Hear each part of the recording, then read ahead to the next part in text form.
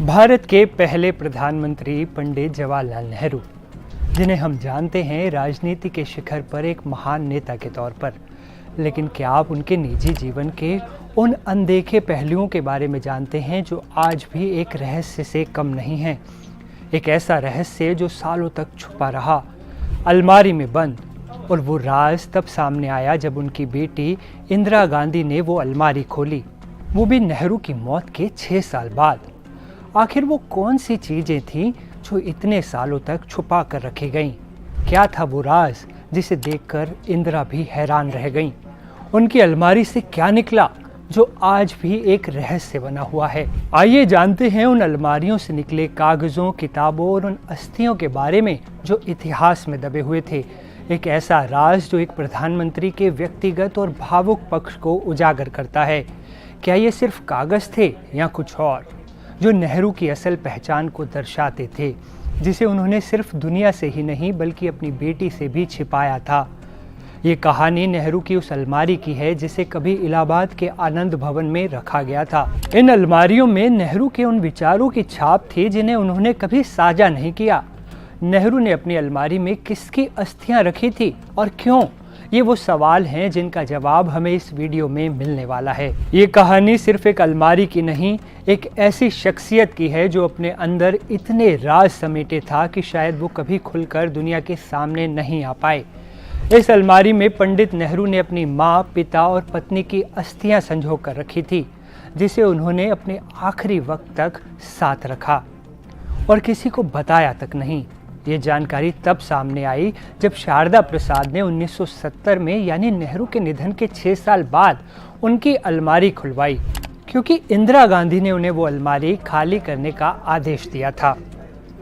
शारदा प्रसाद उस वक्त इंदिरा गांधी के मीडिया सलाहकार थे। उन्होंने अपनी किताब the book I would not writing and other essays में इस घटना का जिक्र किया है।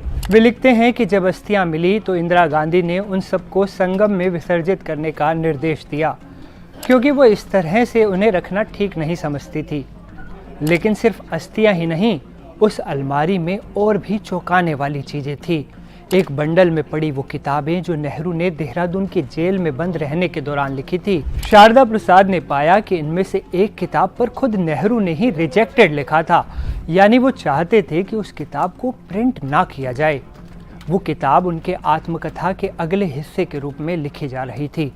अलमारी में और भी कई ऐतिहासिक दस्तावेज थे, जैसे उनके पिता मोतीलाल नेहरू के लिखे कुछ नोट्स, रामायण की एक प्रति और हिंदू मुस्लिम एकता पर डॉक्टर सैयद महमूद की पांडुलिपि।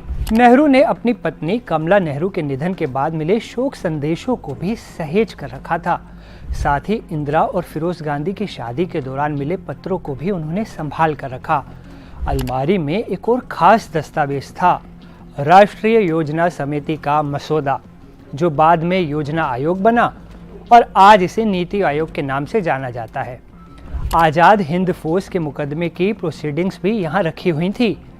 ये वही मुकदमा था जब नेहरू ने प्रेम कुमार सहगल, शाहनवाज खान और गुरबख्श सिंह ढिल्लों का बचाव करने के लिए आखिरी बार वकील का बाना पहना था। डॉक्टर प्रसाद बताते हैं कि नेहरू की अलमारी से मिली चीज़ों से उनकी निजी और राजनीतिक सोच की गहरी झलक मिलती है।